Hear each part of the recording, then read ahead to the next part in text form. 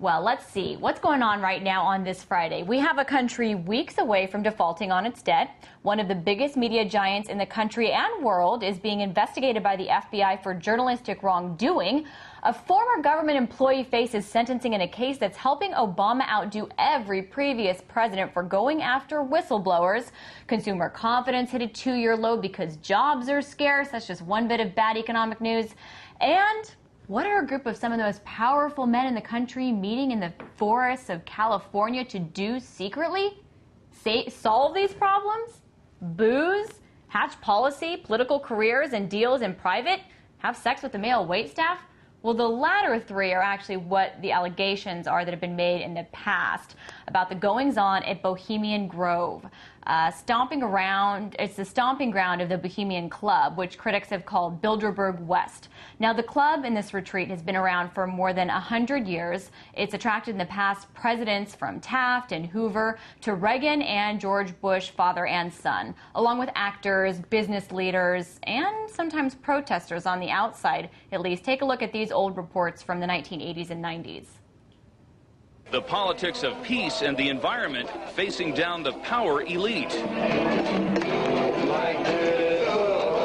The motto of the Bohemian Club is "Weaving spiders, come not here." Every year at this time, the elite from around the country get together for 2.5 weeks of fun and games.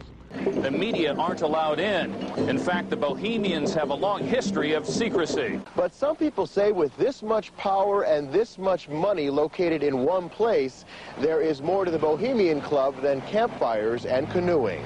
Most of the Bohemians had left earlier knowing there might be some trouble. The stated reasons for the demonstration were the connections of the club's members to nuclear weapons research, the alleged political and business deals made there, and the exclusion of women from membership. Inside the compound, there have been persistent rumors about closet homosexuality. Don Heimforth, a former waiter, says there have always been relationships between club members and employees. One black waiter, gay black waiter, years ago said it's whenever they would come over to the employees' quarters, and he made the comment that it was not unlike coming down from the big house to the slaves' quarters for a piece of. Oh, wow. Now, I mentioned those are all from the 80s and 90s, but now this story really doesn't get much play. One big exception is our guest, Alex Jones. He is one of the members of the media who have infiltrated Bohemian Grove himself. In 2000, in fact, he sneaked in and filmed the cremation of care ceremony, as it's called. Take a little look at that.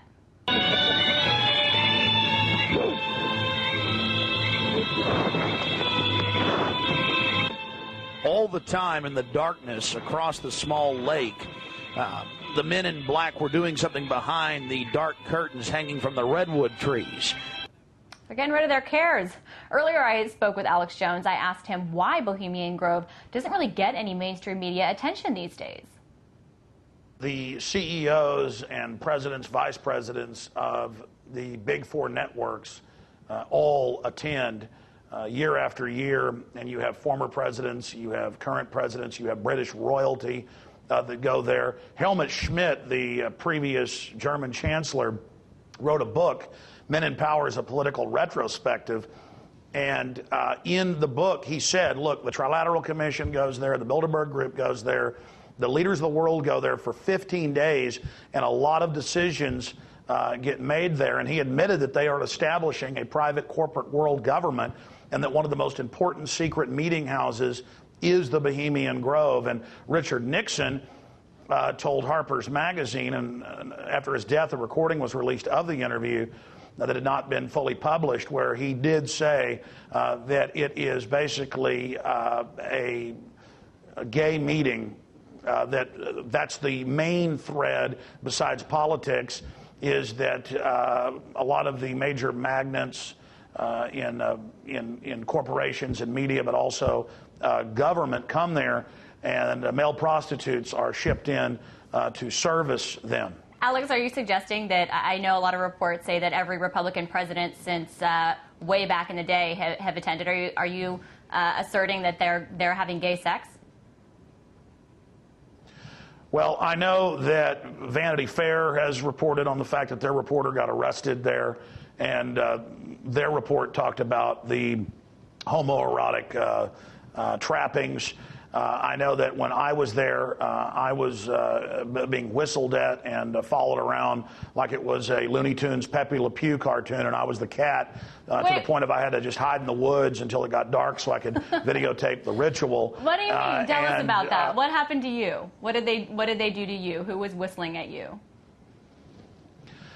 You would be walking down the forest paths on the 2,700-acre retreat that's in a gorge, and you would have men start walking up to you and saying, "What are you doing? What camp are you part of? You want to come party with us?" You'd have people whistle at you. And I was even pretty naive then. I mean, I snuck in. Once I got in, I tried to stay away from crowds of people, but they were still coming over. And there have been other reporters. Spy magazine's reported on it. As I said, Vanity Fair has talked about the fact. I mean, any reporter that actually gets in there is approached. And they didn't come over and say, "Hey, we want to have sex with you right now." It was just, "Hey, let's have some fun," and being whistled at. And so that is a large overtone of it. But my main issue is that the Bohemian Grove actually has released some of their annals now through Berkeley and other universities, Sonoma State. And they brag that they hatched the Manhattan Project there for the atomic bomb. They brag that they got government and industry together for that. The Star Wars SDI program in the 80s. So many big events are decided, and so many big deals are made at the Bohemian Grove. And so it is that secret smoky room, but instead of a bunch of guys behind closed doors smoking cigars and making decisions with government officials, it is a 15-day retreat with music, alcohol, plays, ritualistic behavior, and the men then also leave the Grove and go to the nearby town and visit with female prostitutes that are flown in from all over the world. So that may be one reason there's such a gay overtone in the whole thing, is that it's only men allowed inside the Grove. Now, because of threats of lawsuits and things, some women are allowed in food preparation. To work there, right. Right. Alex, let me get in here for a second. I think that some of the stories, too, said that those instances, I think a prostitute was interviewed, this was a while back, saying that that's more of the rarity or the exception.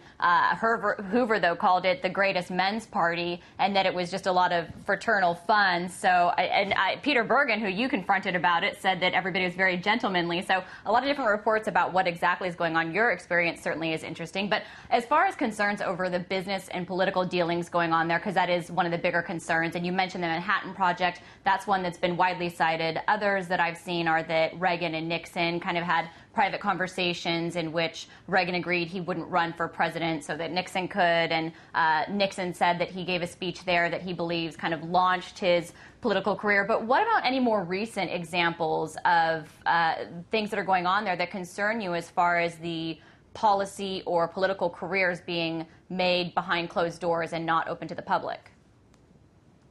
Well, you talked about the fact that the dominant media of the United States, the old line dinosaur media, really doesn't talk about Bohemian Grove very much. There was an exception in 2000, right after I got back from the Grove. The announcement was then made on CNN later that the decision for Dick Cheney to be George W. Bush's running mate was made at Bohemian Grove, and that was said on CNN. And when I confronted David Gergen at the RNC convention in 2004 in New York, I was very polite, but I brought up the rituals, and he said, "Listen, if you were inside the Grove, you weren't supposed to talk about that." And I said, "No, I snuck in."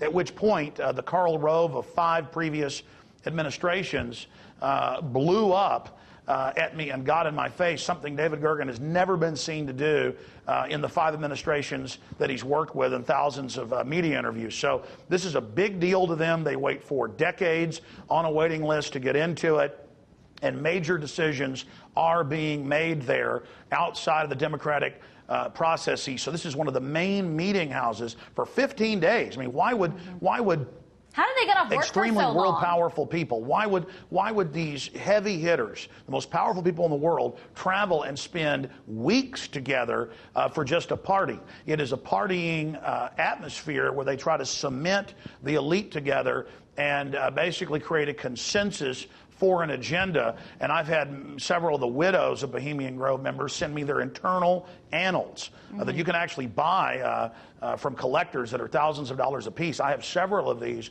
And in there, there is a very pro-world government, anti-national sovereignty sentiment running through it. And so that's why it's important, is that so many big decisions are being made, and they bring the media, the top Hollywood people together, the head of banking, the academia, with government, and basically it is a huge networking event where they try to cement this global agenda. Really quickly, though, I know one of the things is that reporters have traditionally been kept out, but you're saying that now the media has a role there? Well, by reporters being kept out, uninvited reporters. I am the only reporter to ever get in and get out, and that's because other reporters are greedy.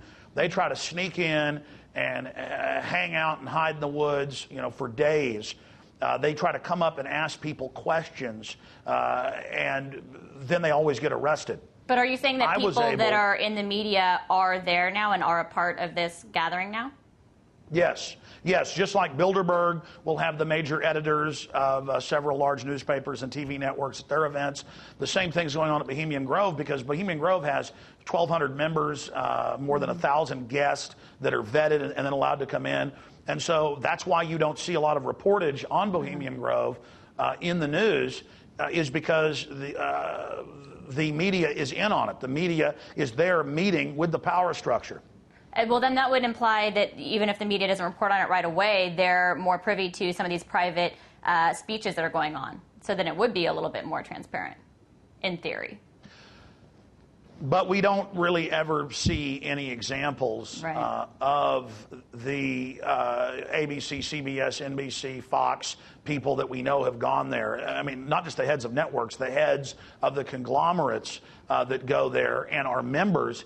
You don't really ever see them talking about what goes on at the, quote, lakeside chats where world leaders basically speak to the crowd and try to sell them on their ideas. Sometimes many years later, the Grove, to brag, will choose to release the text of a lakeside chat that happened a decade before, just to show how they basically charted much of the world's destiny. That's a good point.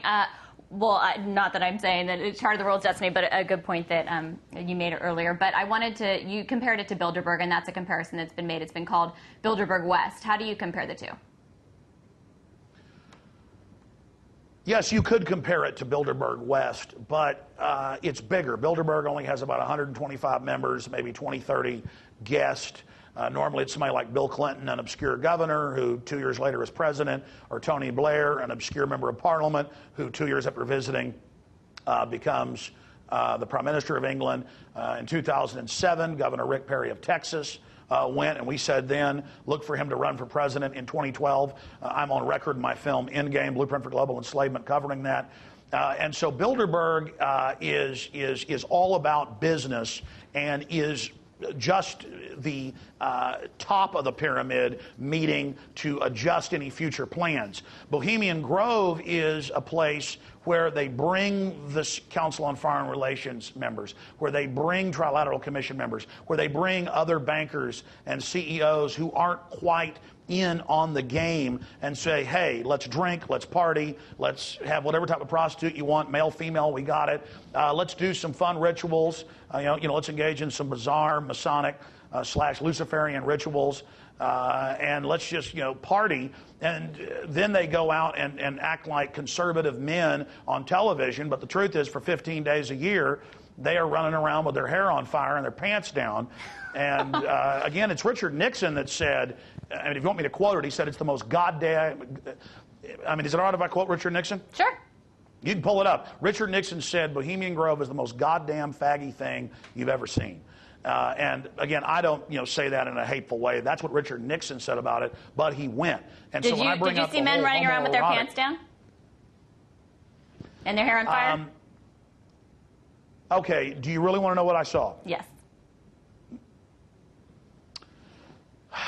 I saw large posters up with men dressed as women outside of some of the camps, with Henry Kissinger bent over, simulating sticking his fingers in his rectum. All right. I don't really know where to go from here, except to thank you for coming on. Are you heading up there? I'm here talking to some folks that have info on what's going on at the Grove, and I'll just leave it at that. And again, you asked. I don't really, normally talk about stuff like that, so I told you. And yes, I did see, men pulling their pants down and urinating up against trees. But I think everybody does that in the woods. And we've heard I'm not that. saying everybody at the Grove. I'm not saying everybody at the Grove is a devil worshiper. Everybody at the Grove is visiting prostitutes. The point is that this is where the elite go to really go wild and relive their frat days. And they're a lot older and more decadent than when they were in college. All right. Well, thank you so much for coming in and sharing with us your personal experience. And we'll have to see if you do head up there or not, since you won't tell me. That was radio host Alex Jones.